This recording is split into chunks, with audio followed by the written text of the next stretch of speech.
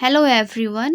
आज मैं आप लोगों को हाइब्रिडाइजेशन ऑफ कार्बन बताने वाली हूँ। हाइब्रिडाइजेशन एक प्रोसेस होता है जिसमें हम लोग एटम के अलग अलग एटॉमिक ऑर्बिटल को आपस में मिक्स करते हैं, जिसकी एनर्जी अलग होती है, शेप अलग होती है, साइज अलग होती है, ओरिएंटेशन अलग होती है। लेकिन जो हाइब्रिड ऑर्बिटल फॉर्म होता है मिक्सिंग के बाद, उसकी शेप भी सेम रहेगी, ओरिएंटेशन भी सेम रहेगा और एनर्जी भी सेम रहेगी। और उतना ही number of hybrid orbital form होगा जितना हम लोग स्टार्टिंग में मिलाते हैं। और जो ऑर्बिटल फॉर्म हुआ है मिक्सिंग के बाद, इसको हम लोग हाइब्रिड ऑर्बिटल बोलते हैं और इस पूरे प्रोसेस को हम लोग हाइब्रिडाइजेशंस बोलते हैं। हम लोग जानते हैं कि कार्बन के पास टेंडेंसी होती है मैक्सिमम 4 बॉन्ड फॉर्म करने के लिए। ये कार्बन है, मैक्सिमम ये 4 बॉन्ड ही फॉर्म कर सकता है, 4 से ज़्यादा बॉन्ड फॉर्म नहीं करेगा। तो जो भी 4 अगर सिग्मा बॉन्ड है तो उसकी हाइब्रिडाइजेशन sp3 होगी, 3 सिग्मा बॉन्ड है तो उसकी हाइब्रिडाइजेशन sp2 होगी, 2 सिग्मा बॉन्ड है तो उसकी हाइब्रिडाइजेशन sp होगी। सिग्मा बॉन्ड किसे कहते हैं? जो ये सिंगल बॉन्ड है उसको सिग्मा बॉन्ड कहते हैं। ये सिंगल बॉन्ड है उसको सिग्मा बॉन्ड कहेंगे, ये सिंगल बॉन्ड है उसको सिग्मा बॉन्ड कहेंगे, ये सिंगल बॉन्ड है तो उसको सिग्मा बॉन्ड कहेंगे। तो यहाँ पे लिखा हुआ है कि जो सिंगल बॉन्ड है उसको सिग्मा बॉन्ड कहेंगे। सिग्मा बॉन्ड के बाद, ये सिग्मा बॉन्ड है, इसके बाद कोई भी अगर बॉन्ड आता है 2 कार्बन के बीच में तो उसको हम लोग पाई बॉन्ड में काउंट करते हैं। जैसे ये आया तो ये हो गया पाई बॉन्ड, ये बॉन्ड आया तो ये हो जाएगा पाई बॉन्ड। सिग्मा बॉन्ड के बाद कोई भी बॉन्ड आता है तो वो पाई बॉन्ड में काउंट होता है। यहाँ जैसे कि डबल बॉन्ड है तो ये पहला बॉन्ड जो होगा सिग्मा बॉन्ड होगा, और सिग्मा बॉन्ड के बाद ये बॉन्ड आ रहा है तो उसको हम लोग पाई में काउंट करते हैं। तो एक सिग्मा एक पाई। यहाँ 3 बॉन्ड है, एक जो पहला बॉन्ड आ रहा है उसको सिग्मा, दूसरा तीसरा जो बॉन्ड आ रहा है उसको हम लोग पाई में काउंट करते हैं। तो एक सिग्मा 2 पाई बॉन्ड। या फिर हम लोग इसको याद रखने के तरीके से ऐसे याद रख सकते हैं कि जो भी पहला बॉन्ड आएगा उसको सिग्मा बोलेंगे और पहला के बाद जो भी आ रहा है उसको पाई बोलेंगे, इसलिए इस बॉन्ड को हमने पाई बॉन्ड बोला है।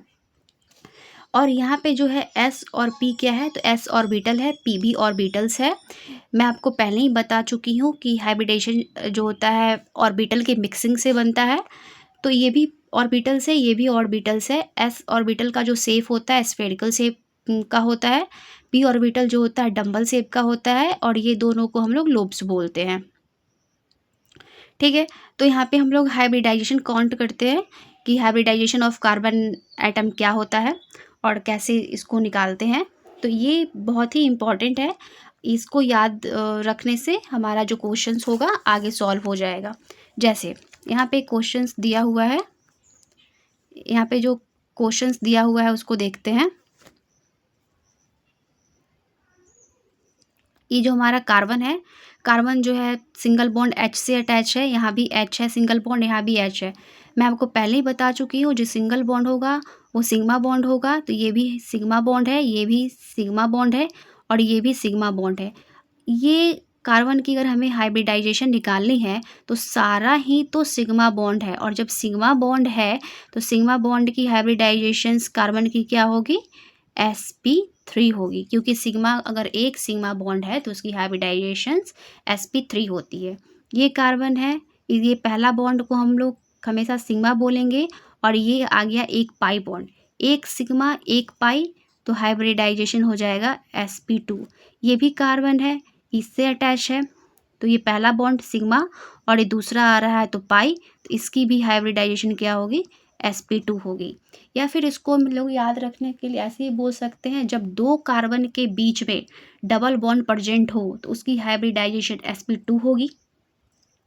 याद रखने के लिए ऐसे बोल सकते हैं यहाँ पे, जब 2 कार्बन के बीच में डबल बॉन्ड प्रेजेंट हो तो उसकी हाइब्रिडाइजेशन दोनों कार्बन की sp2 होगी, इसकी भी sp2 होगी, इसकी भी sp2 होगी।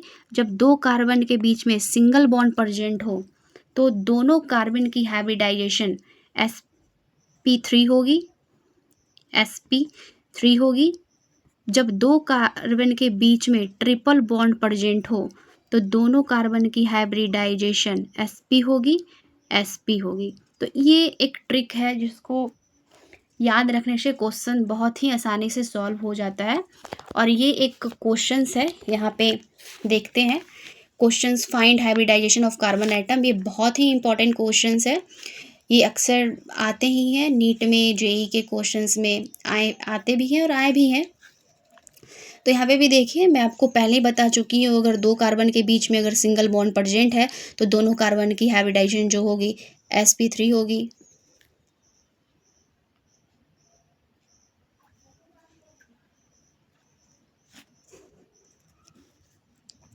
दोनों कार्बन की हाइब्रिडाइजेशन sp3 होगी, ये बात मैं आपको पहले ही बता चुकी हूँ।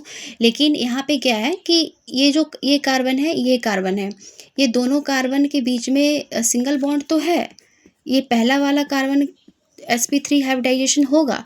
लेकिन ये जो कार्बन है, दूसरा कार्बन, ये दूसरे कार्बन से भी अटैच्ड है, तो कार्बन के पास मैक्सिमम टेंडेंसी होती है 4 बॉन्ड बनाने के लिए। तो इसका ये एक बॉन्ड, ये इसका ये और ये, तो ये कार्बन जो है इस कार्बन के साथ डबल बॉन्ड से भी अटैच्ड है।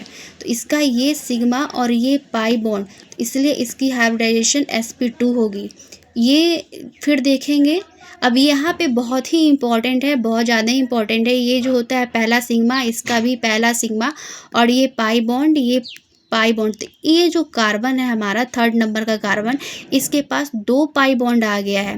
क्यों? क्योंकि कार्बन के पास मैक्सिमम 4 बॉन्ड बनाने की टेंडेंसी होती है, 1 2 3 4। ये जो कार्बन है 3rd नंबर का कार्बन, ये 4 बॉन्ड बना रहा है, ये इस कार्बन के साथ, इस कार्बन के साथ, इसलिए इसका ये भी काउंट होगा, इसका ये भी काउंट होगा।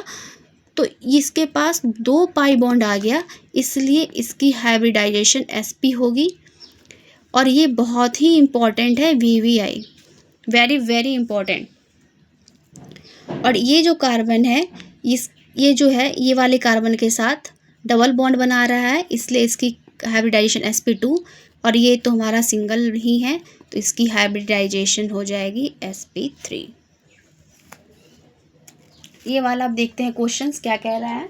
ये जो C1 पहला जो कार्बन है, फर्स्ट कार्बन, ये जो है इसके पास 2 पाई बॉन्ड प्रेजेंट है। तो हम लोग जानते हैं कि एक सिग्मा अगर 2 पाई प्रेजेंट हो तो उसकी हाइब्रिडाइजेशन sp होती है, इसकी भी sp होगी। और ये जो है इसके पास 1 पाई है, तो इसकी हाइब्रिडाइजेशन sp2 है। ये जो कार्बन है इसके साथ बॉन्ड बना रहा है, तो इसकी भी हाइब्रिडाइजेशन sp2 होगी। और ये जो कार्बन है, ये इसके साथ बॉन्ड बना रहा है 6 नंबर कार्बन के साथ, तो इसकी भी हाइब्रिडाइजेशन sp2 होगी, इसकी भी हाइब्रिडाइजेशन sp2 होगी। तो यहाँ पे फर्स्ट कार्बन की हाइब्रिडाइजेशन sp, सेकंड की भी sp, थर्ड की sp2, फोर्थ की sp2, फिफ्थ की sp2 और सिक्स्थ की sp2। तो ये सारे क्वेश्चंस जो होते हैं जेईई मेन वगैरह में, नीट्स वगैरह में आते रहते हैं। और ख़ास करके ये वाला जो क्वेश्चंस है, इसमें ये बहुत ही इम्पॉर्टेंट है। आई होप कि आपको समझ में आया होगा।